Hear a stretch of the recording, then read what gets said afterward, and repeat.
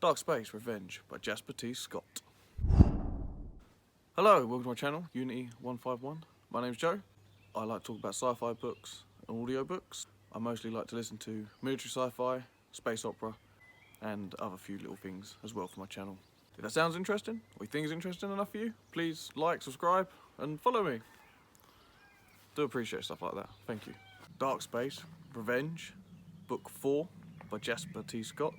There will be spoilers. I'm going to vaguely talk about a lot of stuff that happens. If you don't want to listen to it, here's your warning. There will be parts of this that's blended from Book 3, which was Origins, because, as I said in the other videos, I binged all three of the books, or the last three of the books anyway. It starts off with one of Hoff's men taking the little chip thing that was in the little Civian, the bluey, fish gilly one, Civian. They took the little chip out, and he was taking it away to destroy it. He jumped along quite a lot far away from Dark Space, and he took the little chip and he put it in like a clone, because this guy's a clone like Hoff, because Hoff was a clone. Put the little chip in his spare clone body he had, and the clone basically got taken over by the little chip, because the chip is like the memory bank that gets transferred to the other clones, how it works. Civians follow him and they take him over basically, and yeah, bad times. They saved the little clone, and that's yeah, not good for him really. After that is when they do the main invasion to Dark Space. The invasion before, which I thought was them, wasn't quite, so I got that wrong in the last one again, sorry. But this is where the main invasion happens, and the Civians come in force with the Gauls, and they basically take over Dark Space. They just wipe the floor with the human defense and everything, and take them over. They capture Hoff. This is when he gets turned into the slave. He's basically got, he's been mind probed. I can't remember what the word's called, and they basically make it so like he has to obey. So he's literally, they say sit, roll over, beg.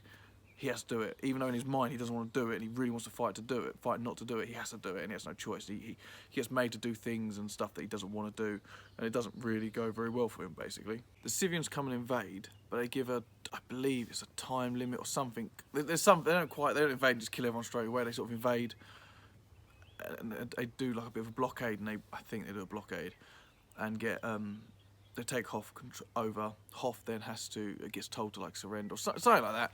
Before the Civians invade, Hoff gets Aton to fly with his ship, with some more of his crew, to go find Avalon, which is the last remaining old human planet, basically. It's a solar system. Go and find them. That's where Hoff originally come from, which they're all clones.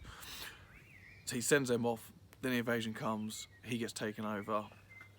On the way over there, their ship's flying, it's like an invisible barrier or something, so like the ship's doing FT, fast and light travel sort of thing, and it sort of hits this barrier, and it can only go like really sluggish and really, really slow. So they decide to either, do they turn around and go back, or do they keep going? I can't remember this exact point, or it's like, no, it's at this point. So then the Avalonians turn up.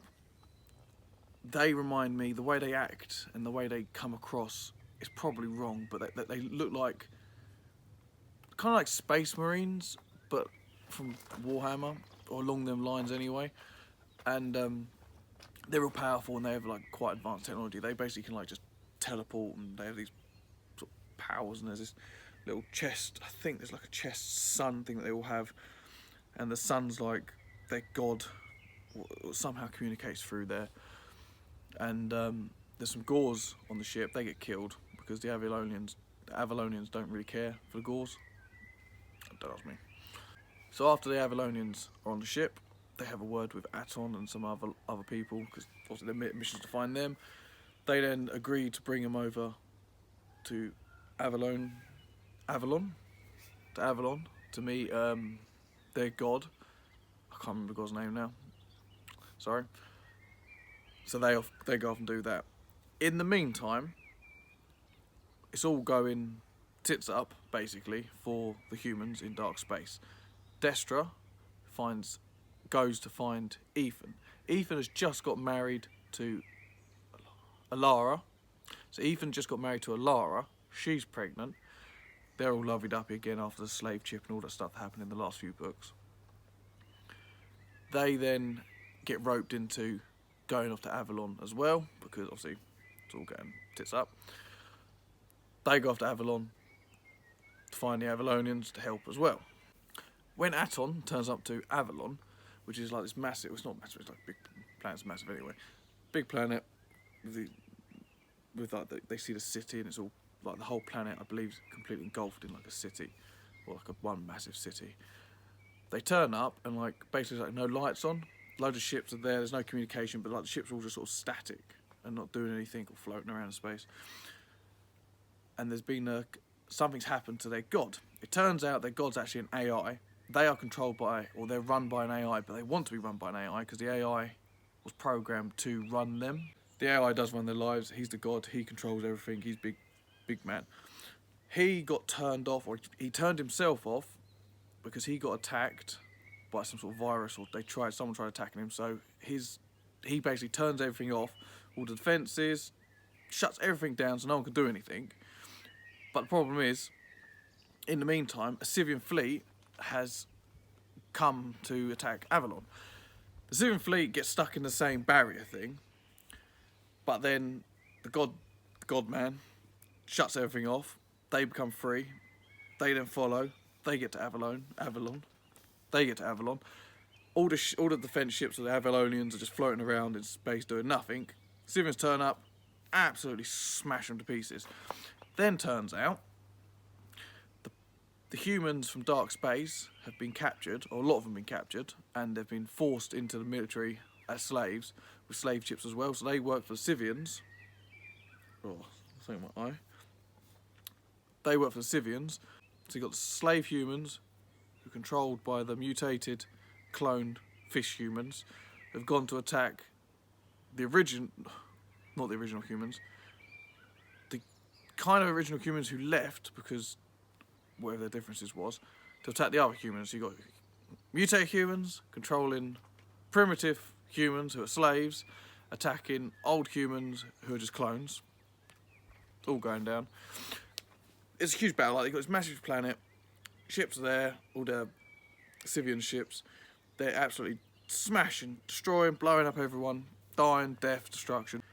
Aton's had to fly his little Nova ship, which is their little crafts, into the planet because they got to try and get to the main tower. I can't remember what the tower's called. Get to the tower to try and switch on, turn the lights on to the god, because he's all off. They've got no defences. They go down there. There's like these priests and these other guards. And they have a bit of drama, and then they have to push on forward.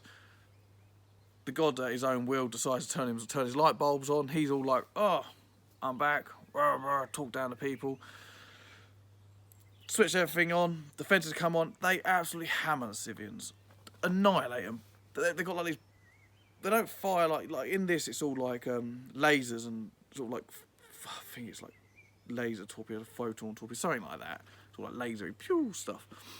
But they don't do it. They could just sort of. They don't have missiles. They just sort of like launch. I don't know. It's just like they fire and then stuff just sort of explodes and ships just detonate. And just I don't know, like they sort of like I think they sort of teleport bombs onto them or something, or they teleport super fast, explode up to them, destroy them. So the Scythians turn tail, do a runner, they're getting destroyed. Aton's big ship, the ship that he was with, I think it was the Defiant, that smashes into the tower. At this time, Ethan turns up with his wife, pregnant wife, and his ex-wife. They go, there's a little bit of drama there. They turn up, they all have a bit of a reunion. Then it turns out that Avalon's got like a shell city, and there's multiple levels with like the inside, under the city is like another city with a fake sky, and there's multiple levels. I want to say 7, but I'm probably wrong. And in the centre is where they send people who don't want to be clones, I believe. And it's like their version of hell. The words on my tongue, what they call it. It's not Hades, it's... I don't know. Whatever they call it. So, in the centre is their version of hell. That's where people go who aren't clones or don't agree with clone cloning or whatever the drama they have. Then the Avalon, or the God man, the old light bulb, the AI, he decides that he's going to fight the Civians, but he's going to do it at his own time. And he wants Ethan and all them guys to live there. At this time, Hoff gets executed. He gets sent out the blast doors, whatever. Gets sent out the door. He dies in space. When he dies, that's it. Sorry, he dies. There's a whole big thing about the AI is not a god, but even though he thinks he's a god, everyone thinks he is a god. He knows pretty much everything, but because an AI is not a god, and there's religious people who are like, no, he's not a god. That's my geese. I get told off for calling them geeses. I'm annoying. I'm annoying like that. They're geese. He is basically I don't know if he's cloned or he's downloaded, or somehow every single human that's ever existed all over the galaxies. He has somehow cloned or copied or something every single person who died over all the galaxies that Dark Space, the show takes after. So everyone who's died, he somehow copied them and brought them back to life. So when Hoff died, he comes back, but he comes back to where there's another version of him. Oh, that's it. When they die, I can't remember. But anyway, he's back. There's a younger version of him, and then there's him, and they have a bit of a conflict because the other one's there, but he needs to they need to merge, but they got to merge. But the one who's merging will lose himself because the other one needs his memories, I believe, or something along them lines. And so there's a bit of like a play on just like, the fact he just brought, everyone's cloned, everyone's brought back. People who died before the war with the Civians when the humans originally were fighting them, the Dark Space humans. A lot of them are back. There was some religious girl, her parents died, and she's like, oh no, he's not a god, he's not a god. And her parents get brought back, and she's like, oh my god, she's all like, her beliefs all crazy and stuff because she don't believe he is the real god that her belief was based on. But then her parents are back from the dead, and it's just, yeah. And then I think the last thing it wraps up with is that basically the Civians, the fleets that got sent to Dark Space and that were fighting in Dark Space and that were fighting the Avalonians was a small portion. Like the Civian Empire is massive. It expands galaxies and galaxies. And the Avalonians, as much as they're very powerful, they are just a blip compared to what the Civians have become. So, yeah, it's going to be quite interesting. And I am looking forward to the next books. I'm going to read them. I've got 5 and 6 that I'm going to listen to. I said read. I'm going to listen to them. I don't know 7th. It's the 7th one's come out yet, so I'm waiting. Then I'll do all them. So that's pretty much what I kind of remember. I think I covered like a vague bit of it. It's good. It's good. I do recommend this little series. It is nice. I like it. This one. I think this one's the best book so far. Just the final battle's nice. I know I talk about battles a lot, but that's why I like military sci-fi. The action, the fighting, the shooting. There's not really much ground fighting with this. There's just space and I suppose just sort of space and drama, which is nice. Again, I'd recommend it. I liked it. There's It just took a much different turn. When it comes to the Avalonians got involved and this god who then is a god and isn't a god, and the Civians are just massive, and I think I said in my last review talk of the other origins, just the story's changed to how I thought it was. I just thought it was just going to be like this war, these 4 they lost, and they're trying to survive and just fight like that, and then just all these other things just sort of sprouted out. It's really good. The guy's got a good imagination. So I'd recommend it. I hope people. Well, it's been out for a while. I know a lot of people. I know a lot of people have listened to it and read it. So no, it's good. That's my sort of talk review about it. I like it. I'm gonna keep doing it. If you liked me rambling on about it, and you like the fact I'm in my garden because the woman's asleep, so I can't be inside my bedroom. So yeah, please subscribe, like. I really do appreciate it. As you can tell, I'm new to this, and I'm growing slowly. 8 subscribers. Woo. Thank you very much. I do appreciate it.